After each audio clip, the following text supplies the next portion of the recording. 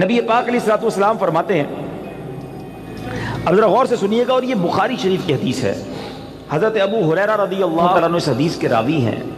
نبی پاک علیہ الصلوۃ والسلام نے فرمایا کسی عورت سے نکاح کے لیے 4 چیزوں کو مد نظر رکھا جاتا ہے۔ نارملی 4 چیزیں یا 4 میں سے کوئی 1-2 چیزیں لوگ دیکھ رہے ہوتے ہیں۔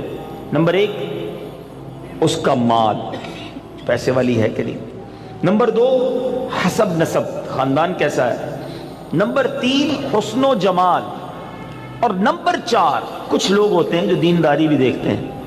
آقا فرماتے ہیں تمہاری ناک خاک آلود ہو یا تمہارا ہاتھ خاک آلود ہو، تم دیندار عورت کے حصول کی کوشش کرو۔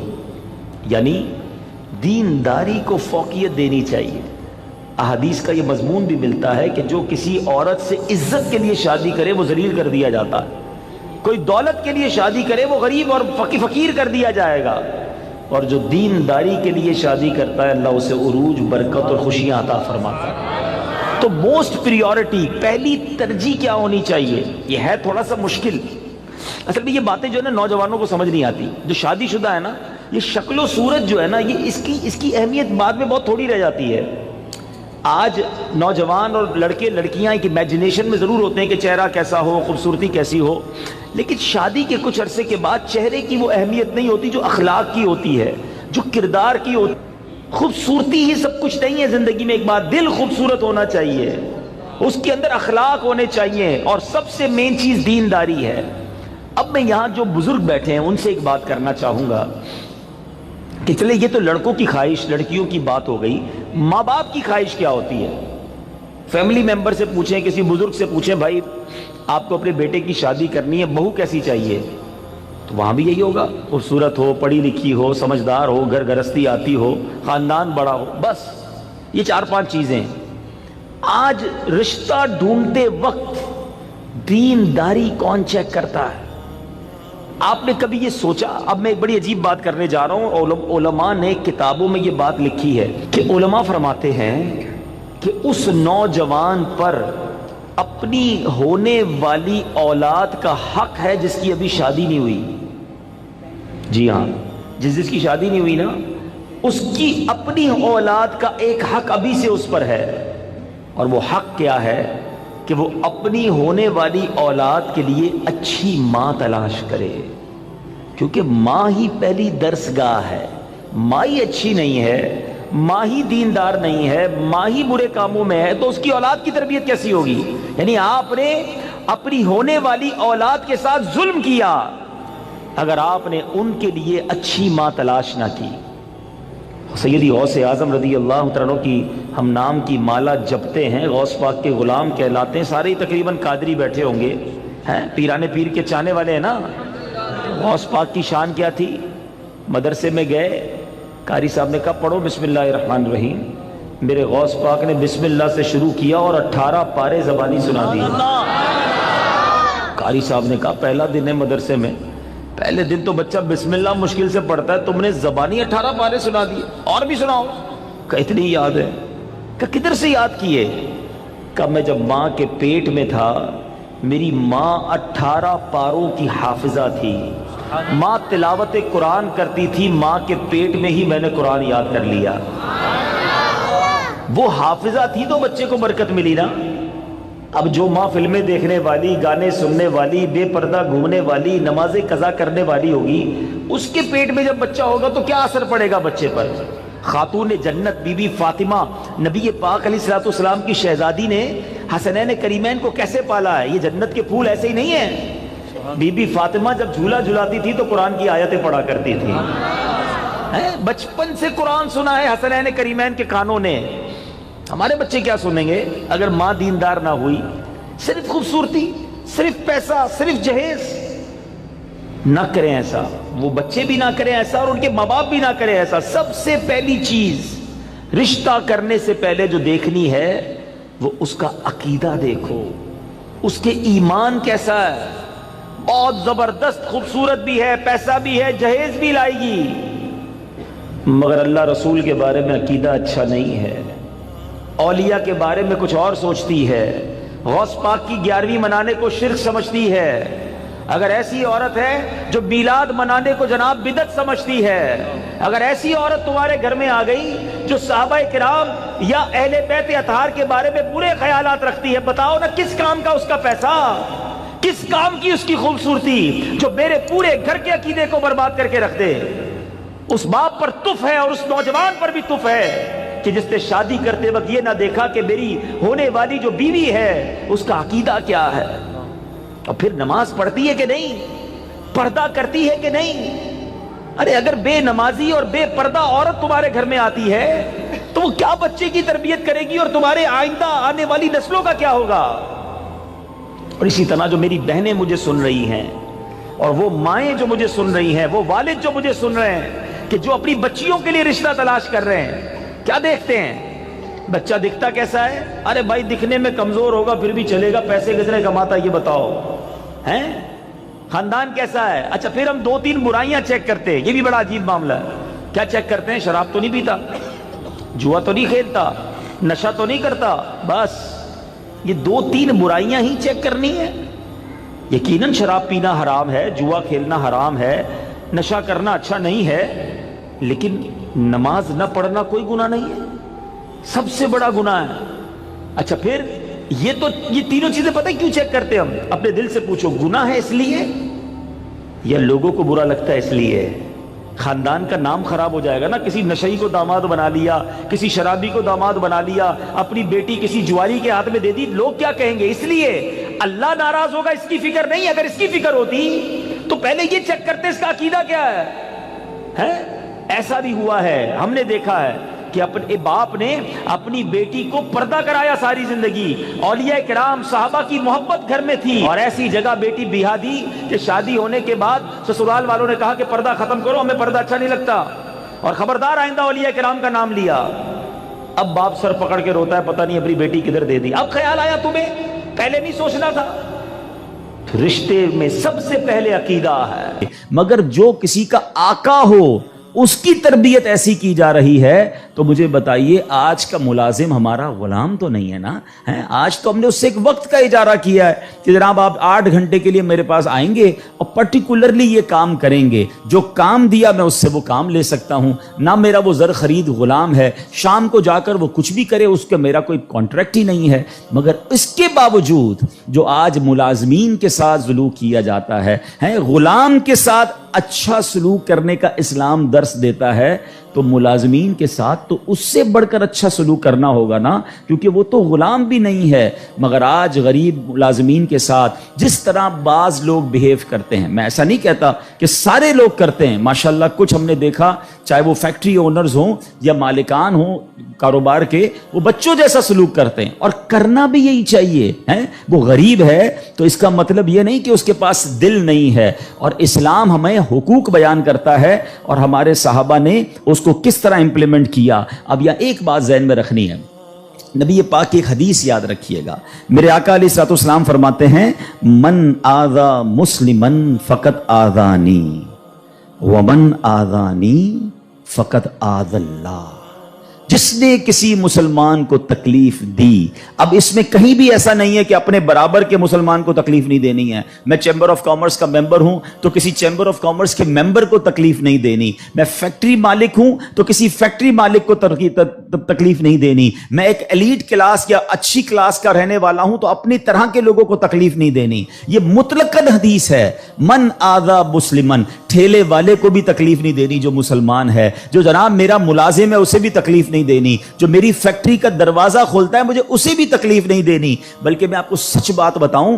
یہ وہ لوگ ہوتے ہیں کہ جن کے ساتھ اچھا سلوک کر کے ہم اپنے رب کو بہت راضی کر سکتے ہیں۔ اب ایک اور واقعہ سنیے، اور سبحان اللہ یہ واقعہ بھی حضرت بلال حبشی ہی سے ریلیٹ کرتا ہے۔ اب آپ ایک اور بات سمجھیے، حضرت بلال حبشی کا بیک گراؤنڈ کیا تھا؟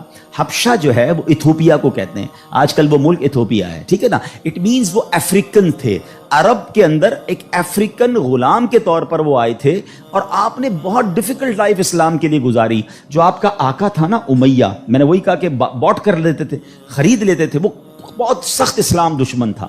اب امیہ کو جب پتا چلا کہ حضرت بلال مسلمان ہو گئے، اب اس نے حضرت بلال پر مظالم کے پہاڑ توڑ دیے. ابھی حیدرآباد میں ہم لوگ موجود ہیں, گرمی کا سیزن ہے, ہم شاید 10 منٹ بھی باہر گرمی میں کھڑے نہ رہ سکیں اس وقت, لیکن مکے کی گرمی, جن کو جو گئے ہیں مکے مدینے میں, حضرت بلال کو تپتی ریت پر وہ لٹاتا تھا. اجر عطا فرمائے حضرت ابو بکر صدیق رضی اللہ تعالیٰ عنہ کو. دیکھیں حضرت ابو بکر صدیق بھی بزنس مین تھے, یہ میرا ٹاپک نہیں ہے, ورنہ ایک بہت خوبصورت یہ بھی ٹاپک ہے کہ ہمارے صحابہ جو بزنس مین تھے انہوں نے کہاں کہاں پیسے خرچ کیے. میں اور آپ بھی کرتے ہیں, but what a right investment they did on that time. Hazrat Usman غنی کی انویسٹمنٹ دیکھیں, آج بھی حضرت عثمان غنی کا وقف مدینے میں جاری ہے, آپ کے علم میں ہوگا. بہرحال حضرت ابو بکر صدیق گئے اور امیہ سے کہا کہ بلال مجھے بیچ دو. اب امیہ جو تھا نا وہ بڑا شیطان تو تھا ہی, اسلام دشمن تھا. حضرت بلال سے اس کا بغض کی وجہ بھی یہی تھی. تو اس نے مثال کے طور پہ, اس وقت مارکیٹ ریٹ تھا 500 درہم, میں مثال کے طور پر, اس نے کہا میں 1000 درہم لوں گا. آپ نے کہا ٹھیک ہے. حضرت ابو بکر کہتے ہیں کہ نہیں اب 2000 لوں گا. سودا ڈن ہونے کے بعد کہتا ہے اب 2000 لوں گا. آپ نے کہا اوکے. کہا 3000 لوں گا. آپ نے کہا اوکے. وہ قیمت بڑھاتا گیا, حضرت ابو بکر صدیق اوکے کرتے گئے. اب ایک پرٹیکولر بڑی بگ اماؤنٹ پر حضرت بلال کی ڈیل ہو گئی. امیہ کہتا ہے اے ابو بکر, میں نے تو تمہارے بزنس کے بڑے چرچے سنے تھے, مجھے تو یہ پتا تھا کہ تم جو ہے بڑے جانچ کر بڑی طریقے سے سودا خریدتے ہو, اتنا مہنگا یہ حبشی غلام خرید لیا. حضرت ابو بکر کے تاریخی الفاظ سنے, وہ کہتے ہیں امیہ تمہیں کیا معلوم بلال کی قیمت کیا ہے, تم اس سے زیادہ مانگتے میں اس سے زیادہ تمہیں دیتا.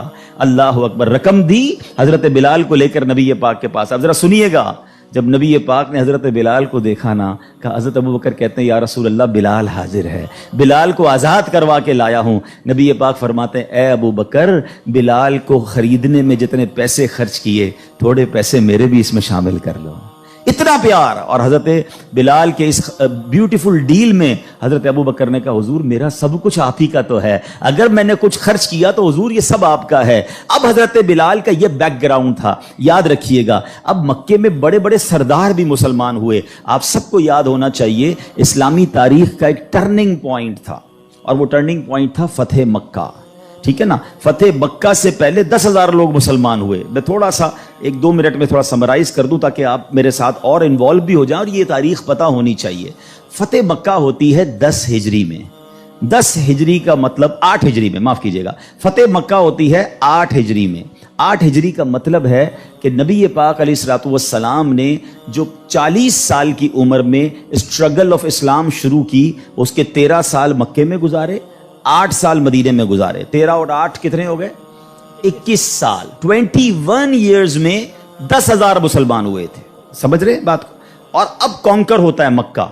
جب مکہ فتح ہوا اور تمام مظالم کرنے والے لوگ موجود تھے, سرداران مکہ موجود تھے, اور ان کو پتا تھا آج ہمارے تکہ بوٹی کر دیے جائیں گے, آج ہمارے سر قلم کر دیے جائیں گے, کیونکہ ہم نے تو اتنا ستایا ان کو, مکہ چھوڑ کے مدینے جانا پڑا. مگر اینڈ آف دا ڈے جو نبی پاک کا شاندار فیصلہ تھا کہ آپ نے سب کو معافی کا اعلان فرما دیا, یہاں تک کہ صحابہ کرام کی جن پراپرٹیز پر مکے کے کفار نے قبضہ کر لیا تھا, میرے آقا نے کہا وہ پراپرٹیاں بھی تمہیں ہم واپس نہیں لیں گے, وہ بھی تمہاری ہو گئیں. اس معافی کا فائدہ کیا ہوا یہ سمجھنا بہت ضروری ہے کہ 10,000 مسلمان ہیں 21 سالہ کوشش میں, اور سن 10 ہجری میں آفٹر 2 ایئرز جب میرے آقا فتح مکہ کے بعد حج فرماتے ہیں, جس کو ہم حجۃ الوداع کہتے ہیں, اور خطبہ حج کے موقع پر میدان عرفات میں 1,24,000 صحابہ کرام ہوتے ہیں. معافی کا فائدہ دیکھ رہے ہیں, ہم کہتے ہیں بدلہ لوں گا, دشمنی چلے گی, نسل در نسل چلے گی, مٹا کے رکھ دوں گا, چھوڑوں گا نہیں. لڑائی کر کے دیکھ لو یا معاف کر کے دیکھ لو. ایک معافی نے اسلام کو کہاں پہنچایا؟ 10,021 سالوں میں, اور معافی کے بعد ودن 2 ایئرز 1,24,000 صحابہ کہاں موجود ہیں؟ عرفات کے میدان میں موجود ہیں. اینڈ فرام دیٹ ڈے, ایک اور بات, ہسٹری پڑھیے اسلام کی, فتح مکہ کے بعد اسلام نے جو ٹیک آف کیا ہے, آج تک اسلام پیچھے نہیں گیا. 200 کروڑ مسلمان ہیں آج دنیا میں. یہ فیضان ہے فتح مکہ کے اس اعلان کا, لا تثریب علیکم اليوم, آج تم سب آزاد ہو, تم سے کوئی سوال نہیں ہوگا. اور اس کے بعد سے اسلام کو جو عروج ملا. لیکن بھائی تربیت کا ٹائم تھا نا, جب یہ فتح مکہ ہو گیا نا, تو پیارے آقا علیہ الصلوۃ والسلام نے اب مکے کی چابی, کعبے کی چابی ملی, اور اب کعبے کی چھت پہ اذان دینی تھی. یعنی ایک طرح سے یہ ایک وکٹری کا اعلان تھا. تو نبی پاک نے کس کو کہا؟ حضرت بلال کو کہا کہ بلال جاؤ اور کعبے کی چھت پہ اذان دو۔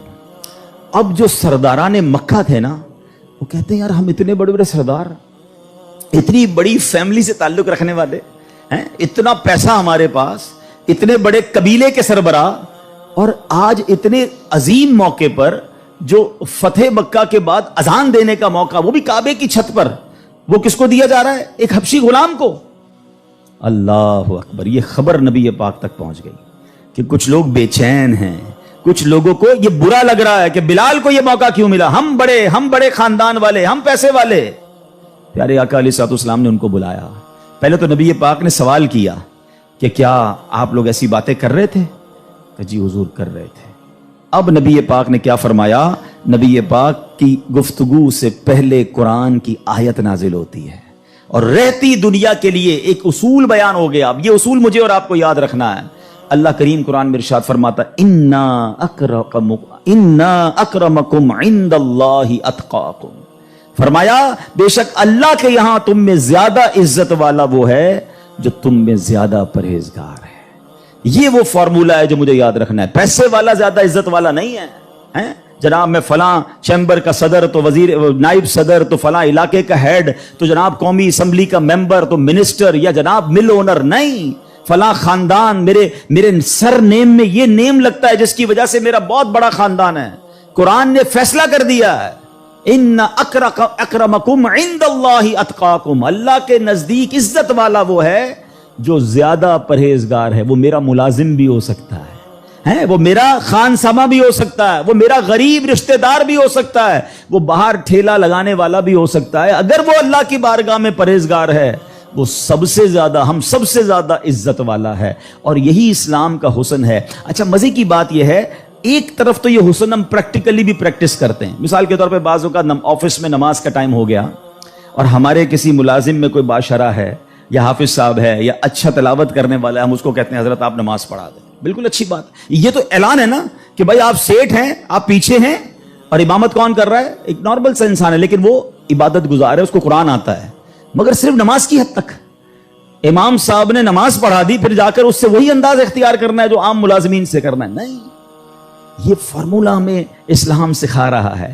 تو یہاں میرا جو آج ٹاپک ہے کہ سیٹ اور ملازم میں فرق، یہ ہمیں نہیں کرنا ہے۔ ٹھیک ہے، کاروبار ہے، آپ اس سے کام لیں، آپ اس سے اجرت پر کام لے رہے، مگر آپ نے اس سے خریدا نہیں ہے، اور اگر خرید بھی لیا ہے تو اس کے اوپر زیادتی کی اجازت نہیں ہے۔ مگر آج چونکہ غریب لوگ ہیں، بیچاروں کو جاب ملتی نہیں، تو جو منہ میں آیا کہہ دیتے ہیں، جس طرح ڈانٹنا ہے ڈانٹ دیتے ہیں، اور بعض اوقات تو گالیاں نکالتے ہیں۔ مجھے یاد ہے ایک صاحب مجھے ملے اور مجھے جو ہے وہ میں نے پوچھا، ایسے تھوڑا سا کلوز تھے کہ یار آپ کی سیلری کتنی ہے؟ اب یہ تھوڑی چند سالوں پرانی بات ہے۔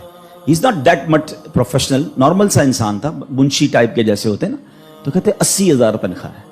میں نے کہا ماشاءاللہ تنخواہ تو اچھی ہے۔ تو کہتے ہیں 40,000 کام کے ہیں، 40,000 گالیوں کے ہیں۔ تو میں حیران ہو گیا، کہتا صبح سے شام گالیاں سنتا ہوں بھی بھائی، کیا کروں، غریب آدمی ہوں، پیسے اچھے ملتے ہیں اس لیے چھوڑ نہیں سکتا۔ اب میں نے سوچا کہ وہ جو مالک ہے، وہ جو سیٹ ہے، وہ قیامت کے دن کیا جواب دے گا؟ کیا پیسے دے کر گالی دینے کی تمہیں اجازت مل گئی ہے؟ کیا ذلیل کرنے کی اجازت مل گئی؟ ایسا نہ کریں پلیز۔ ہمارا اسلام ہمیں بہت خوبصورت مساوات کا درس دیتا ہے، اور غریب لوگ تو زیادہ ڈیزرو کرتے ہیں انہیں پیار کرنے کا۔ نبی پاک علیہ الصلوۃ والسلام کو، اب میرے آقا کا انداز دیکھیے گا، صحابہ بھی تو غریب تھے نا۔ اب صحابہ میں ایک بہت بڑی تعداد تھی جو اصحاب صفہ کے تھے۔ اصحاب صفہ آپ گئے ہوں گے مدینہ شریف، اللہ بار بار ہم سب کو حاضری عطا فرمائے۔ وہاں ایک بینچ، ایک چبوترا بنا ہوا۔ یہ جو اصحاب صفہ تھے نا، یاد رکھیے گا، یہ اپروکسیمیٹلی 70 کے قریب ہوتے تھے، ان کی تعداد پلس مائنس ہوتی تھی۔ ان میں بہت بڑا نام حضرت ابو ہریرہ رضی اللہ تعالیٰ عنہ کا بھی ہے۔ یہ صحابہ اتنے غریب تھے کہ ان کے پاس گھر نہیں ہوتا تھا، ان کے پاس پہننے کے لیے پورے کپڑے بھی نہیں ہوتے تھے، ایک لباس، ایک چادر پہن کے بعض اوقات بیٹھے ہوتے، مگر شوق کیا تھا کہ علم دین سیکھنا ہے، نبی پاک علیہ الصلوۃ والسلام سے تربیت لینی ہے۔ تو کھانا بھی پیارے آقا انہیں بھجوا دیتے، اور نبی پاک ان کے ساتھ رہتے تھے۔ اب ذرا یاد رکھیے گا، صحابہ کرام کچھ تھے جو مزدوری کا کام کرتے تھے۔ ہمارے ساتھ بھی کبھی کبھی ہوتا ہے کہ یار کوئی محنت مزدوری والا آئے تو اس کے کپڑوں سے اسمیل آتی ہے، کپڑے پرانے ہوتے ہیں، بدبو آ رہی ہوتی ہے، ہم اس سے دور ہو جاتے ہیں۔ اب کیا ہوا کہ نبی پاک علیہ الصلوۃ والسلام کے پاس کچھ ایسے لوگ آ کر بیٹھنا شروع ہوئے جب پیارے آقا اللہ کا ذکر کر رہے ہوتے تھے کہ بال بکھرے ہوتے تھے، پہننے کے لیے ایک کپڑا ہوتا تھا اور ان کی اسمیل بھی آتی تھی، کپڑوں سے مہک بھی آتی تھی.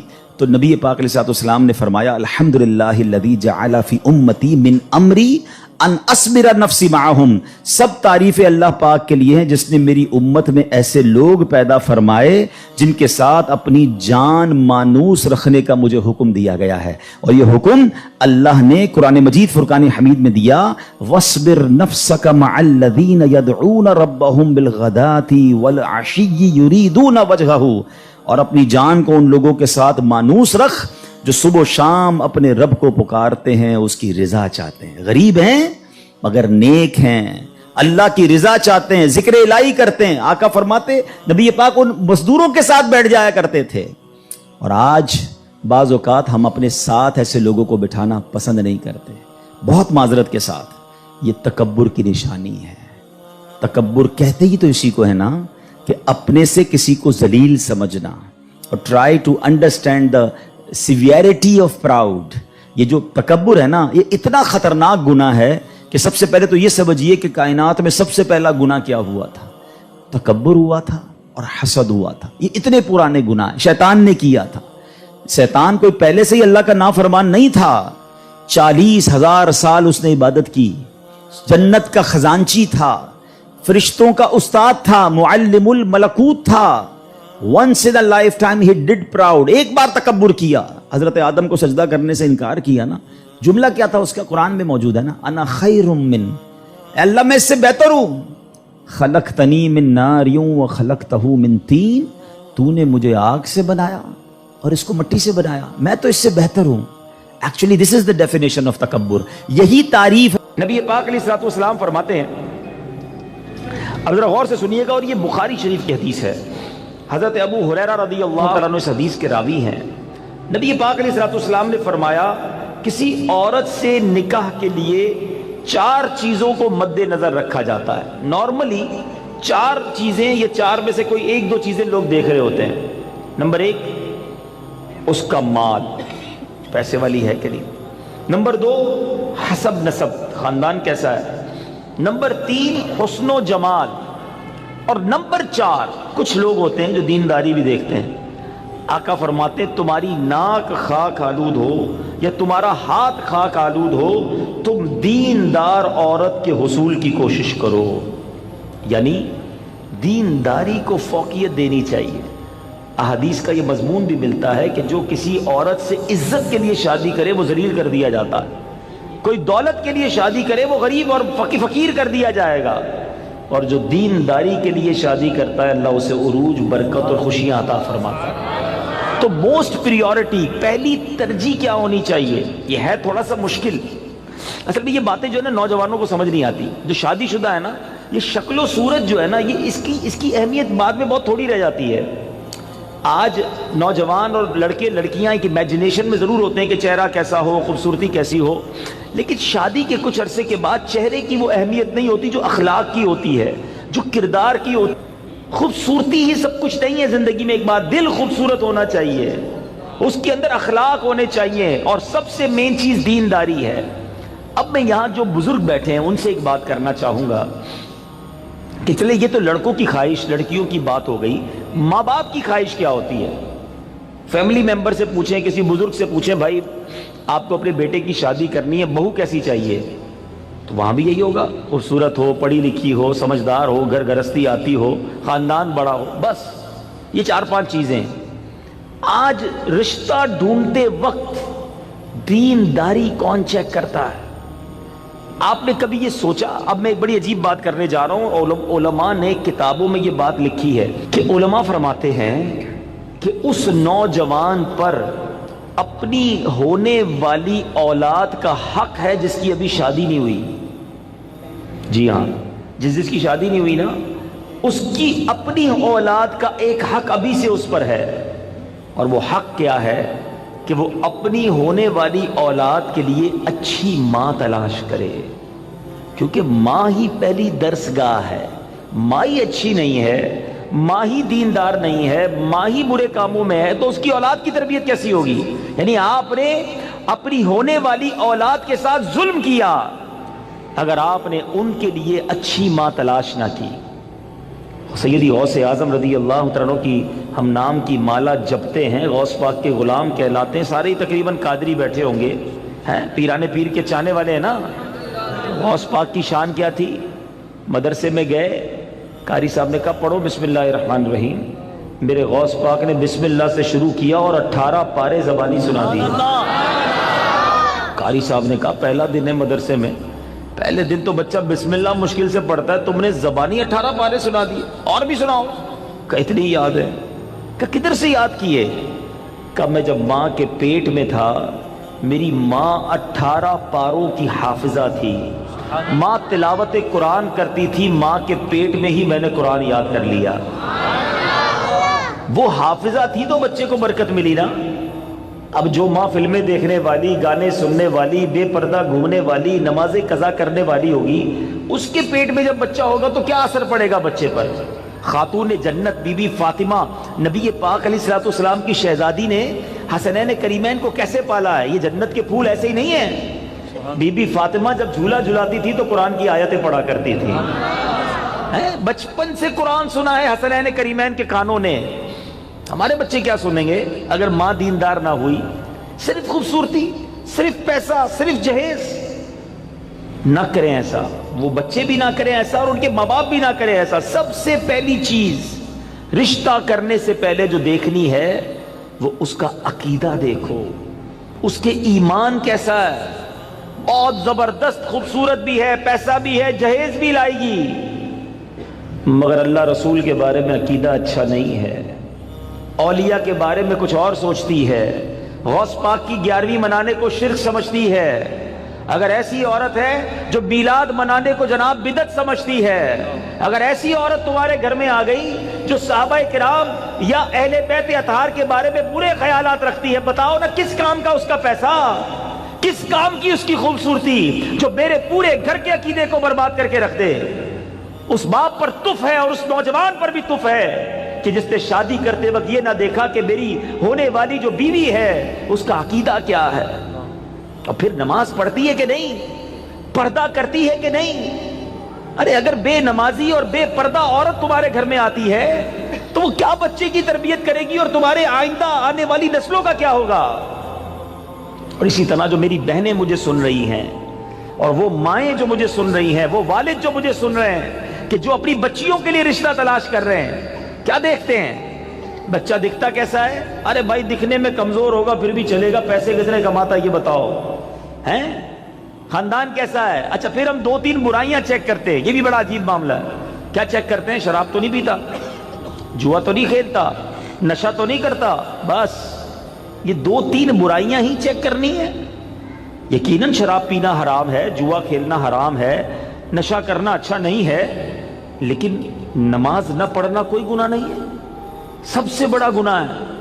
اچھا پھر یہ تینوں چیزیں پتہ کیوں چیک کرتے ہم؟ اپنے دل سے پوچھو، گناہ ہے اس لیے یا لوگوں کو برا لگتا ہے اس لیے؟ خاندان کا نام خراب ہو جائے گا نا. کسی نشئی کو داماد بنا لیا، کسی شرابی کو داماد بنا لیا، اپنی بیٹی کسی جواری کے ہاتھ میں دے دی، لوگ کیا کہیں گے؟ اس لیے اللہ ناراض ہوگا اس کی فکر نہیں. اگر اس کی فکر ہوتی تو پہلے یہ چیک کرتے اس کا عقیدہ کیا ہے. ایسا بھی ہوا ہے، ہم نے دیکھا ہے کہ اپنے باپ نے اپنی بیٹی کو پردہ کرایا ساری زندگی. اولیاء کرام صحابہ کی محبت گھر میں تھی اور ایسی جگہ بیٹی بیاہ دی کہ شادی ہونے کے بعد سسرال والوں نے کہا کہ پردہ ختم کرو، ہمیں پردہ اچھا نہیں لگتا، اور خبردار آئندہ اولیاء کرام کا نام لیا. اب باپ سر پکڑ کے روتا ہے، پتہ نہیں اپنی بیٹی کدھر دے دی. اب خیال آیا تمہیں، پہلے نہیں سوچنا تھا.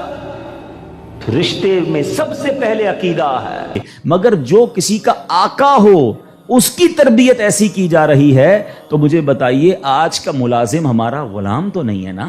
آج تو ہم نے اس سے ایک وقت کا اجارہ کیا ہے کہ جناب آپ 8 گھنٹے کے لیے میرے پاس آئیں گے اور پرٹیکولرلی یہ کام کریں گے، جو کام دیا میں اس سے وہ کام لے سکتا ہوں. نہ میرا وہ زر خرید غلام ہے، شام کو جا کر وہ کچھ بھی کرے اس کا میرا کوئی کانٹریکٹ ہی نہیں ہے. مگر اس کے باوجود جو آج ملازمین کے ساتھ سلوک کیا جاتا ہے، غلام کے ساتھ اچھا سلوک کرنے کا اسلام درس دیتا ہے، تو मुलाजमीन के साथ तो उससे बढ़कर अच्छा सलूक करना होगा ना, क्योंकि वो तो गुलाम भी नहीं है।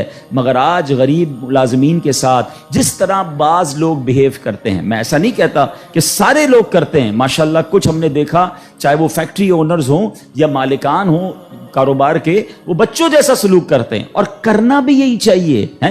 वो गरीब है तो इसका मतलब ये नहीं कि उसके पास दिल नहीं है, और इस्लाम हमें हुकूक बयान करता है और हमारे सहाबा ने उसको किस तरह इंप्लीमेंट किया। अब यह एक बात ज़हन में रखनी है, नबी पाक की एक हदीस याद रखिएगा, मेरे आका अलैहिस्सलाम फरमाते हैं, मन आज़ा मुस्लिमन फ़क़त आज़ानी वमन आज़ानी फ़क़त आज़ल्लाह।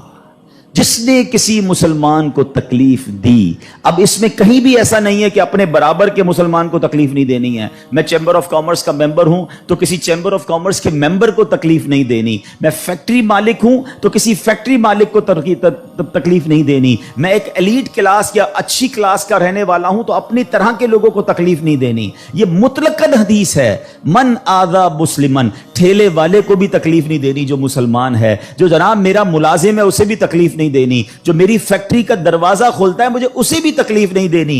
बल्कि मैं आपको सच बात बताऊं, ये वो लोग होते हैं कि जिनके साथ अच्छा सलूक करके हम अपने रब को बहुत राजी कर सकते हैं। अब एक और वाकया सुनिए, और सुभान अल्लाह, ये वाकया भी हजरत बिलाल हबशी ही से रिलेट करता है। अब आप एक और बात समझिए, हजरत बिलाल हबशी का बैकग्राउंड क्या था।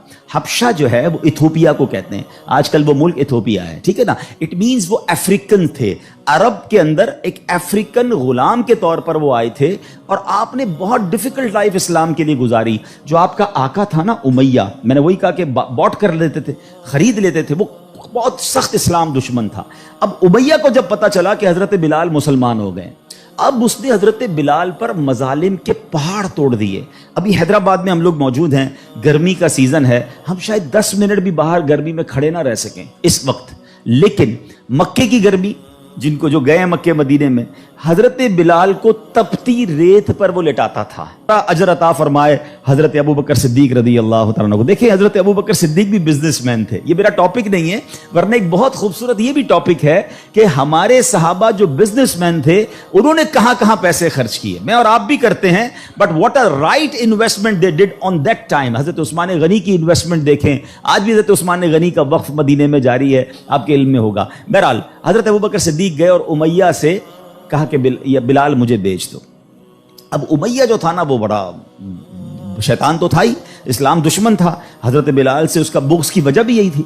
तो उसने मिसाल के तौर पे, उस वक्त मार्केट रेट था 500 दिरहम, मैं मिसाल के तौर पे, उसने कहा मैं 1000 दिरहम लूंगा। आपने कहा ठीक है। हजरत अबू बकर कहते हैं कि नहीं अब 2000 लूंगा। सौदा डन होने के बाद कहता है अब 2000 लूंगा। आपने कहा ओके, कहा 3000 लूंगा। आपने कहा ओके। वो कीमत बढ़ाता गया, हजरत अबू बकर सिद्दीक ओके करते गए। अब एक पर्टिकुलर बड़ी बिग अमाउंट पर हजरत बिलाल की डील हो गई।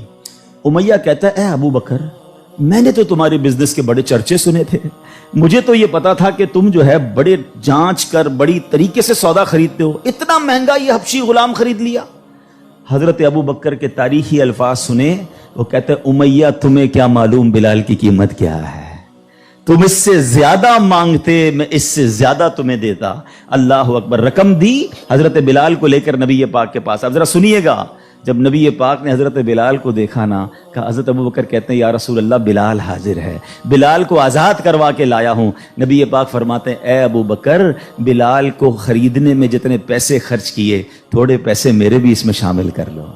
इतना प्यार। और हजरत बिलाल के इस ब्यूटीफुल डील में हजरत अबू बकर ने कहा हुजूर मेरा सब कुछ आप ही का तो है, अगर मैंने कुछ खर्च किया तो हुजूर ये सब आपका है। अब हजरत बिलाल का ये बैकग्राउंड था, याद रखिएगा। अब मक्के में बड़े बड़े सरदार भी मुसलमान हुए। आप सबको याद होना चाहिए इस्लामी तारीख का एक टर्निंग पॉइंट था, और वो टर्निंग पॉइंट था फतेह मक्का।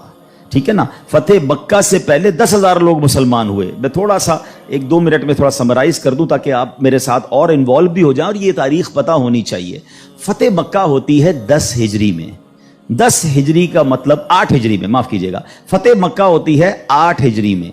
8 हिजरी का मतलब है कि नबी पाक अलैहिस्सलातु वस्सलाम ने जो 40 साल की उम्र में स्ट्रगल ऑफ इस्लाम शुरू की, उसके 13 साल मक्के में गुजारे, 8 साल मदीने में गुजारे। 13 और 8 कितने हो गए? 21 साल। 21 ईयर्स में 10,000 मुसलमान हुए थे। समझ रहे हैं बात को। और अब कॉन्कर होता है मक्का। जब मक्का फतह हुआ और तमाम मजालिम करने वाले लोग मौजूद थे, सरदारान मक्का मौजूद थे, और उनको पता था आज हमारे तिक्का बोटी कर दिए जाएंगे, आज हमारे सर कलम कर दिए जाएंगे, क्योंकि हमने तो इतना सताया इनको, मक्का छोड़ के मदीने जाना पड़ा। मगर एंड ऑफ द डे जो नबी पाक का शानदार फैसला था कि आपने सबको माफ़ी का ऐलान फरमा दिया, यहां तक कि सहाबा किराम की जिन प्रॉपर्टीज पर मक्के के कुफ्फार ने कब्जा कर लिया था, मेरे आका ने कहा वो प्रॉपर्टियां भी तुम्हें हम वापस नहीं लेंगे, वो भी तुम्हारी हो गई। उस माफ़ी का फ़ायदा क्या हुआ, ये समझना बहुत ज़रूरी है कि 10,000 मुसलमान हैं 21 साल कोशिश में, और सन 10 हिजरी में आफ्टर 2 years जब मेरे आका फतेह मक्का के बाद हज फरमाते हैं, जिसको हम हज्जतुल विदा कहते हैं, और खुतबा हज के मौके पर मैदान अरफात में 1,24,000 सहाबा इकराम होते हैं। माफ़ी का फ़ायदा देख रहे हैं। हम कहते हैं बदला लूंगा, दुश्मनी चलेगी, नस्ल दर नस्ल चलेगी, मिटा के रख दूंगा, छोड़ूंगा नहीं। लड़ाई करके देख लो या माफ करके देख लो। एक माफी ने इस्लाम को कहां पहुंचाया?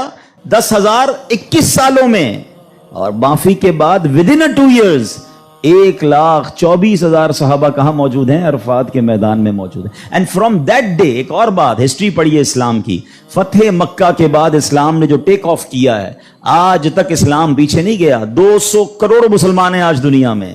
ये फैजान है फतेह मक्का के उस ऐलान का, ला तथरीबा अलैकुमुल यौम, आज तुम सब आजाद हो, तुमसे कोई सवाल नहीं होगा।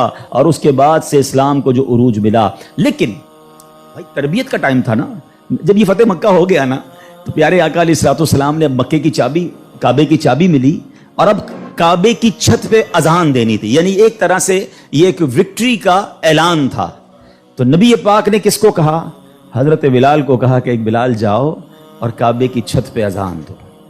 अब जो सरदारान मक्का थे ना, वो कहते हैं यार हम इतने बड़े बड़े सरदार, इतनी बड़ी फैमिली से ताल्लुक रखने वाले हैं, इतना पैसा हमारे पास, इतने बड़े कबीले के सरबराह, और आज इतने अजीम मौके पर जो फतेह मक्का के बाद अजान देने का मौका, वो भी काबे की छत पर, वो किसको दिया जा रहा है? एक हबशी गुलाम को।